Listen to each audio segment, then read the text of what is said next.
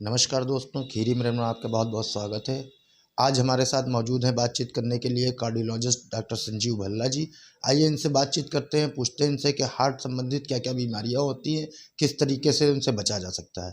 Doctor साहब, बहुत बहुत स्वागत है आपका हमारे चैनल में। डॉक्टर साहब, हमारे दर्शक जानना चाहते हैं कि हार्ट संबंधित क्या क्या बीमारियाँ होती हैं। हार्ट से संबंधित बहुत सी बीमारियां हैं, जैसे बच्चों से लेकर के बड़ों तक बीमारियों का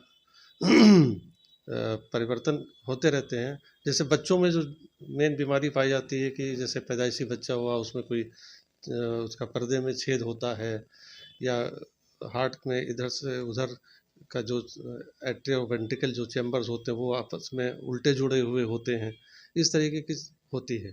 फिर जैसे जैसे उम्र बढ़ती है तो हार्ट के वाल्व की बीमारियाँ लगती हैं, जिसको रोमेटिक हार्ट डिसीज़ बोलते हैं। इसमें किसी का वाल्व में सिकुड़न आ जाती है, किसी में लीकेज होता है।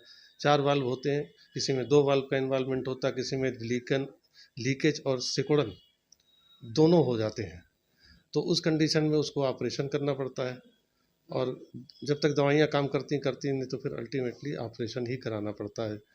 उसके बाद फिर हम लोग जब और ओल्ड एज में बढ़ते हैं तो फिर बीमारियाँ आती हैं, उसमें जैसे हार्ट की झिल्लियों में पानी आना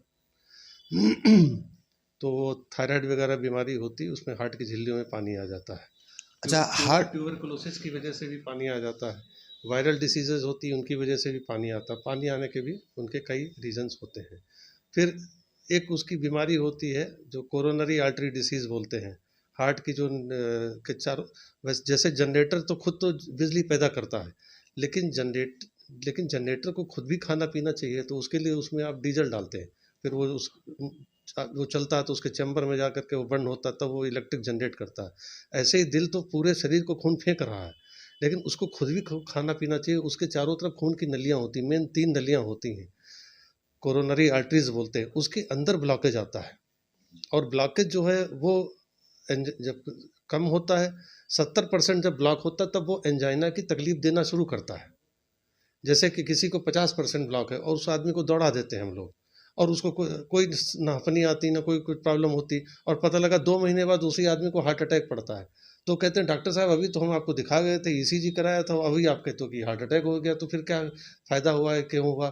तो ये जानकारी देना चाहता हूँ कि जो सीने में जो दर्द होता है, वो जो ब्लॉकेज 70% के ऊपर होता है। जैसे नाक के ऊपर का पानी आता है, तब आपकी नाक में ऑक्सीजन नहीं जाती, तब आप छटपटाना शुरू करते हो। उससे पहले आपको कोई तकलीफ नहीं है, या है तो हल्की फुल्की तकलीफ है, मतलब कोई आपकी जान पे नहीं बनी हुई है। एकदम से जान पे बनती है जब एकदम से ब्लॉकेज बढ़ जाता है, या उसमें अटैक बोलते हैं जिसको। और एंजाइना अटैक होता है कि 70% के ऊपर ब्लॉक होता है, तो धीरे धीरे खून की नली सिकुड़ी है, तो जब आप चलते हो तेज या दौड़ते हो, लोड लेते हो, तो हार्ट लोड नहीं ले पाता, उसको खून की सप्लाई पूरी नहीं मिल रही, तो फिर वो दर्द देना शुरू करता है। और डायबिटिक पर्सन्स जो हैं, उनके अंदर क्या है कि ये जो दर्द होता है, इसको न्यूरोपैथी बोलते हैं, न्यूरोपैथी हो जाती है, तो तमाम डायबिटिक पर्सन्स के अंदर साइलेंट हार्ट अटैक हो जाता है। बस चलते चलते कहीं सांस उखड़ गई, या चलते चलते गिर पड़े, और जांच हुई, उन्हें कोई सीने में दर्द नहीं होता। तमाम लोग तो 10-15 मिनट में ठीक फील करते हैं, तो वो डॉक्टर पे जाते नहीं। ये चक्कर आ गया, गिर गए होंगे, बीपी लो हो गया, फलाना दिमाग का सोसाइटी में चला करता है, और पता लगा वो अगला आदमी हार्ट अटैक खाया हुआ है। तो ये सब है। अच्छा, जाड़े जो हैं, खासकर जाड़ों में बुजुर्ग लोगों के लिए बड़ी गड़बड़ियाँ हैं, खासकर बुजुर्ग लोगों के लिए। एक तरफ शादियाँ होती हैं और दूसरी तरफ बुजुर्ग लोग गुजरते हैं, क्योंकि जाड़े में जो ब्लड प्रेशर बढ़ता है, हार्ट की बीमारियाँ बढ़ती हैं, उसका मेन रीज़न ये है कि कई मल्टीपल फैक्टर्स हैं।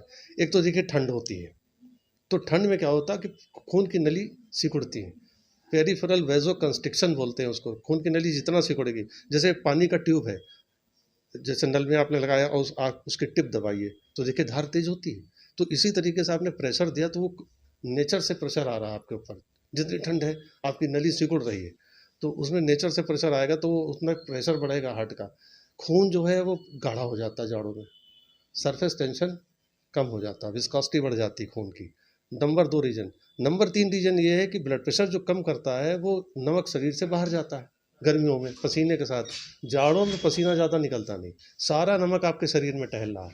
और चौथा जो मेन रीज़न है, वो ये है कि आपने जो खाना पीना खाया जाड़ों में, खूब फ्राइड चीज़ें खाई, जैसे आपने खूब छोले भटूरे खाए, पराठे उड़ाए, पकौड़े समोसे खाए, और आपकी जो इंटेस्टाइन है वो परमिट कर रही कि भाई तुम डालते जाओ हमको, हम सब हाजमा करे जा रहे हैं, लेकिन वो हाजमा कर रही, इसलिए आपको कंफर्टेबल फील हो रहा है। गर्मियों में आपको पेट डिस्टर्ब हो जाता है जल्दी, जाड़ों में आप खा रहे हो, खूब खा रहे हो, और सारे जा रहा है आपके शरीर में, कहीं और नहीं जा रहा। तो इसलिए आदमी जो है वो खाता पीता है, मस्त रहता है, उसमें खूब उसको ऑयली चीज़ें जा रही होती हैं, और उतनी ज़्यादा उसका खून गाढ़ा होता जाता है और ब्लड प्रेशर बढ़ता जाता है। तो ये मेन रीज़न जो है वो जाड़ों में हार्ट अटैक के। अगर खून की नली कोरोनरीज आर्टरी के अंदर ब्लॉक हुआ तो हार्ट अटैक। ब्रेन के अंदर जो नली होती है खून की, सेरिब्रल आर्टरीज हैं, उसके अंदर भी सेम प्रोसेस है। यहाँ यहाँ का ब्लॉक हुआ या तो हार्ट अटैक मार गया, ऊपर का ब्लॉक मार गया, क्लॉटिंग आ गई, वो भी हाई ब्लड प्रेशर से, तो पैरालिसिस अटैक मार गया। तो ये मेन रीज़न है इसके हार्ट के। सर जैसे आपने बताया कि नॉर्मल ब्लड जो होता है वो गाढ़ा हो जाता है, तो कई डायबिटिक पेशेंट जो होते हैं वो कई दवाइयाँ खाते हैं, जैसे डिस्प्रिन यूज करते हैं, वो कितना ठीक है और क्या सही है? देखिए, डिस्प्रिन के बारे में कई स्टडीज़ आई हैं। उसमें ये होता है कि जो लोग प्रोन है, मतलब कि जो खतरे में है, जैसे डायबिटिक पर्सन्स हो गए और स्मोकर्स हैं, ये इनको जो है क्लॉटिंग के ज़्यादा खतरे होते हैं। तो इनको जो है प्रिवेंशन के लिए दवाई देते हैं कि भाई ये लोग जो है एक मिनिमल डोज में एस्पिरिन लेते रहें। अच्छा, जैसे ओल्ड एजड पर्सन्स हो गए तो एक तरफ बेनिफिट जो ज़रूर मिल सकता है उनको, लेकिन तमाम बार ऐसा देखा गया कि गैस्ट्रिक हेमरेजेस होते हैं उनको, पेट में खून जो है वो पतला होने लग जाता है, और वो इतना पतला होता है कि पेट से खून का रिसाव चालू हो जाता है। बिना डॉक्टर की सलाह के? बिना डॉक्टर की सलाह के ना लें। तमाम लोग गैस्ट्रिक अल्सर, पेप्टिक अल्सर के पेशेंट्स हैं, और वो लोग जो हैं ये दवाइयाँ खाते हैं अपने आप से ले करके, तो उनको ये नुकसान कर सकती है। इसलिए मतलब डॉक्टर ये देखता है कि सेफ्टी और रिस्क का रेशियो क्या है। सेफ्टी अगर है उस करनी है, ज़रूरी है, तब तो ज़रूर लेंगे, नहीं तो नहीं। अच्छा डॉक्टर साहब, जैसे गैस का भी दर्द होता है तो लोग उसको अक्सर करके जो समझ लेते हैं कि हार्ट अटैक है या चेस्ट में दर्द हो रहा है, तो कभी कभी गैस का दर्द होता है, तो कैसे आदमी जान सकता है कि गैस का दर्द है या हार्ट अटैक है? देखिए, आपको ये बताऊं जानकारी के लिए कि 70% लोगों को हार्ट अटैक जो होता है उनको गैस ही फील होता है, आखिर तक पता नहीं लगता। वो कहते हैं मेरे यहाँ पे गैस फंसा हुआ है, और कुछ नहीं बताते हैं। गैस फंसा हुआ, थोड़ा दर्द है, अगर दर्द के साथ गैस फंसा हुआ है तब इसको ज़रूर जांच करानी चाहिए, और हार्ट के डॉक्टर को दिखा करके सलाह लेनी चाहिए कि ऐसा है। फिर उसमें एज फैक्टर्स भी निर्भर करता है कि आपकी कितनी एज है, आपको ब्लड प्रेशर है कि नहीं, आपको शुगर है कि नहीं, ये सब प्रेसिपिटेटिंग फैक्टर्स हैं, ये सब इसको बढ़ावा देते हैं। और मैं एक आपको प्रैक्टिकल एक्सपीरियंस बताऊं, अपनी 35 साल की लाइफ का तजुर्बा बता रहा हूँ कि इंडियन सोसाइटी के अंदर जो हार्ट अटैक्स हम देखते हैं, जैसे मैंने 6 महीने में 100 हार्ट अटैक देखे, तो आउट ऑफ 187 लोग स्मोकर हैं। उनके न शुगर है, न उनके बीपी है, और न उनको कोलेस्ट्रॉल बढ़ा हुआ है। दुबले पतले लोग आते हैं हमारे पास सीने में दर्द लेकर के, और एक जब देखते हैं पसीना पसीना हो रहा है, ईसीजी कराया, सीधा हार्ट अटैक निकला। और उनसे सीधा मेरा एक क्वेश्चन होता है कि क्या आप सिगरेट पीते हो या बीड़ी पीते हो? गांव की लेडीज़ आती हैं, लेडीज़ में जल्दी हार्ट अटैक नहीं होते हैं। और गांव की शुरू की प्रैक्टिस में मैं खुद गच्चा खा जाता था 1-2 बार। कभी कभी मैं ईसीजी नहीं करता था कि दुबली पतली पेशेंट है, फीमेल है, इसको तो सीने में दर्द हो रहा, गैस कर रहा होगा। नहीं, प्रैक्टिस के बता रहा हूँ आपको, तो जरूर जब मैं खुद गच्चा खाया तब प्रैक्टिकल अप्रोचेस हमारी बदलती जाती हैं। मेडिकल साइंस में हम लोग के तजुर्बे बढ़ते जाते हैं। तो ये मैंने देखा कि गांव की लेडी आई, सीने में दर्द हुआ, ना उसके ब्लड प्रेशर, ना उसके शुगर, ना उसका कोलेस्ट्रॉल बढ़ा हुआ, और ईसीजी जो कर लिया। कभी कभी तो मैं कहता था, वो कहता था पेशेंट मुझसे कि डॉक्टर साहब मेरा ईसीजी करूँगा। क्यों कर ले भाई, हार्ट का वही होगा नहीं, तुम्हारी हुई उम्र 35 साल है लेडीज़ में। लेकिन जब मैंने ईसीजी करने शुरू किए तो पता लगा ये तो हार्ट अटैक लिए बैठी। तो सिर्फ एक सिंगल हिस्ट्री मिलती थी स्मोकिंग की।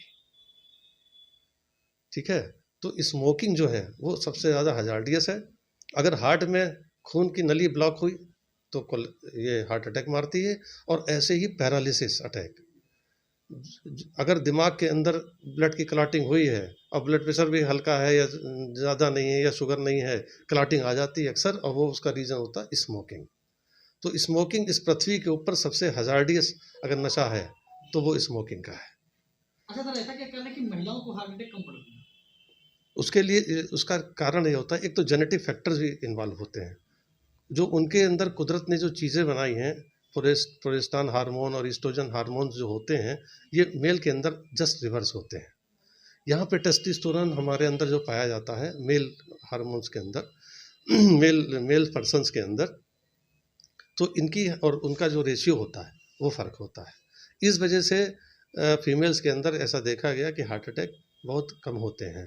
वो जो आजकल अब क्या है कि सोसाइटी का ट्रेंड बदल रहा है। हमारी जो लेडीज़ जो सिगरेट नहीं पीती थी, गांव में तो बीड़ी चलती थी, अब शहर के अंदर हमारी लेडीज़ सिगरेट भी खूब पीने लगी और अल्कोहल भी यूज़ करने लगी। सोसाइटी में बड़ा फ़र्क आ गया है, इसलिए अब लेडीज़ को भी खूब हार्ट अटैक होते हैं। और दूसरी जानकारी आपको दोनों से देना चाहूँगा कि जो फीमेल्स हैं जो ओरल कंट्रासेप्टिव टेबलेट्स खाती हैं रेगुलर बेसिस पे बिना डॉक्टरी सलाह के, मैंने कई हार्ट अटैक देखे हैं।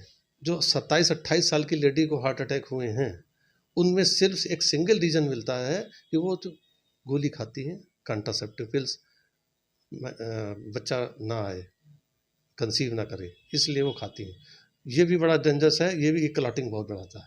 पैरालिसिस अटैक के, ब्रेन में क्लॉटिंग के खूब केसेस आते हैं इसके भी।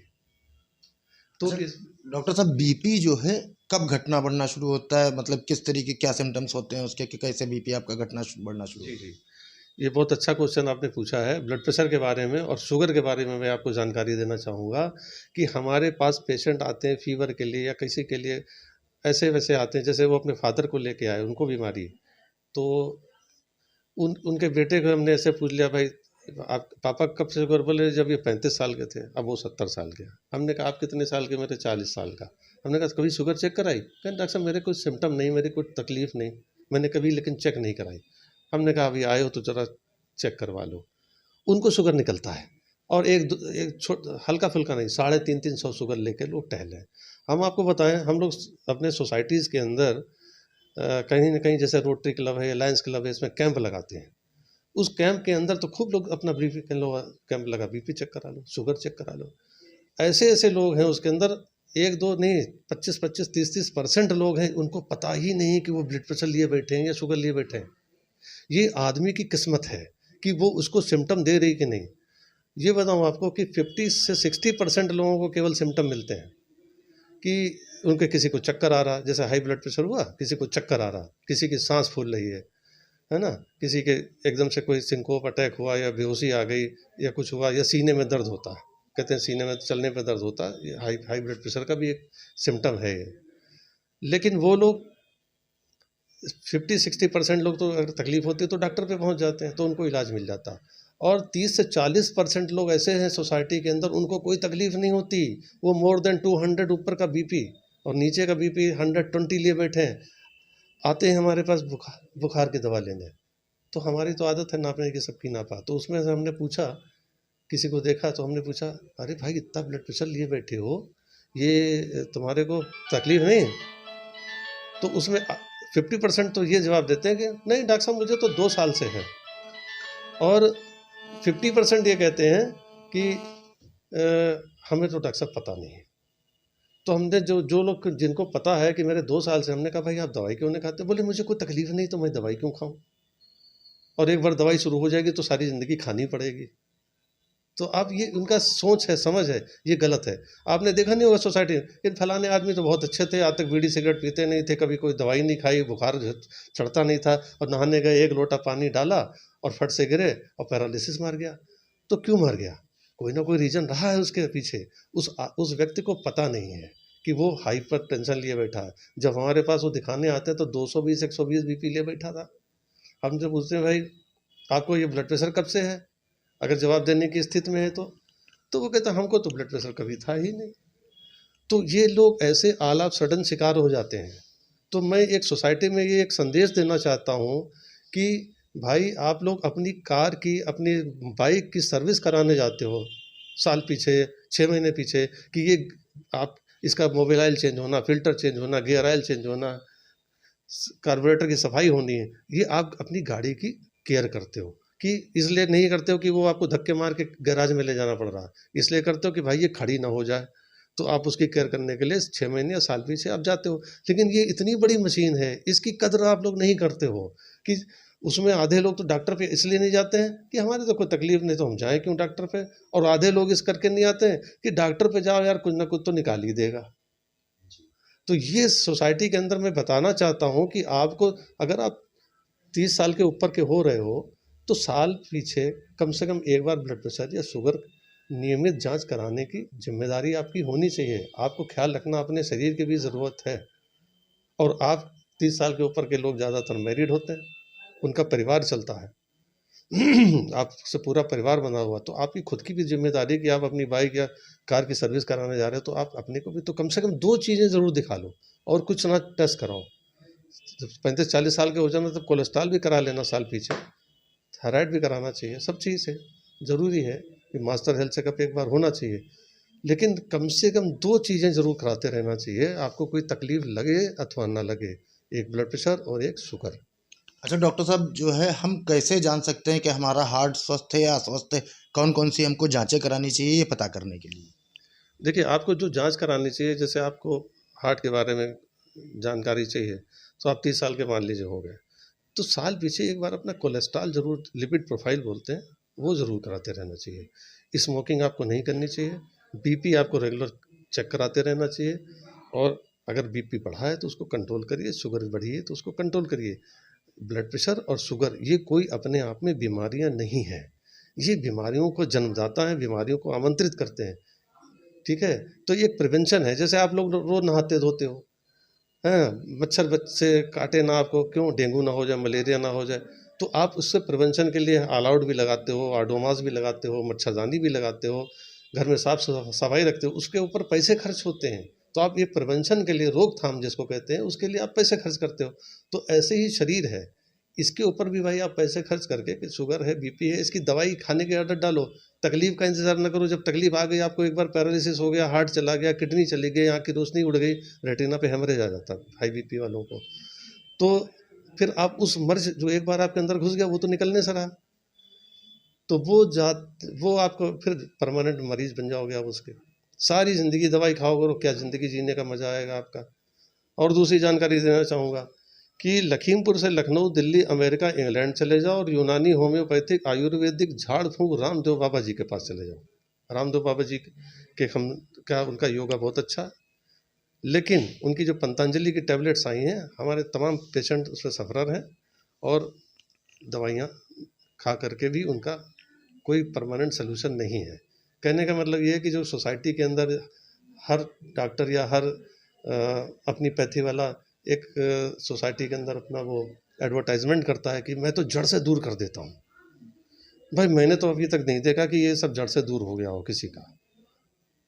सारे पेशेंट हमारे उड़ते हुए पंछी हैं, आज उस डाल पर बैठे, आज उस डाल पर बैठे, लेकिन अल्टीमेटली आना एलोपैथिक पे ही पड़ता है प्रिवेंशन के लिए, क्योंकि हमारे पास रिसर्च एनालिसिस की जो है वो सेंटर्स हैं, और जितनी दवाइयाँ होती हैं, अमेरिकन डायबिटिक एसोसिएशन हुआ, यूरोपियन डायबिटिक है या हाइपरटेंसिव एसोसिएशन, वहाँ से ड्रग अप्रूव्ड होकर के लॉन्च की जाती हैं उनके देखते हुए उसको। अच्छा डॉक्टर साहब, सीपीआर किसको देना चाहिए और किसको नहीं देना चाहिए, या कब देना चाहिए कब नहीं देना चाहिए?